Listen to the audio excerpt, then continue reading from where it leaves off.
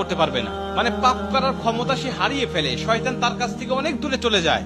নবীজি বলছেন, যদি কোনো ব্যক্তি এই দোয়াটা মাত্র একবার পাঠ করে, যেদিন সে পাঠ করবে ওই দিন শয়তান চিৎকার করে কাঁদতে থাকে, চিৎকার করে আওয়াজ দিয়ে বলতে থাকে যে আজকে সারাদিন তুই আমার ওয়াসওয়াসা থেকে মুক্ত হয়ে গেলি, আমি ইচ্ছা করেও আজকে তোকে আর ধোঁকা দিতে পারবো না, তুই আজকে আর কোনো পথভ্রষ্টের কাজ করতে পারবি না, তুই সেটা আমার কাছ থেকে মুক্ত হয়ে গেলি। এই দোয়াটার এতটাই পাওয়ার, এতটাই ক্ষমতা আল্লাহ পাক দিয়ে দিয়েছেন।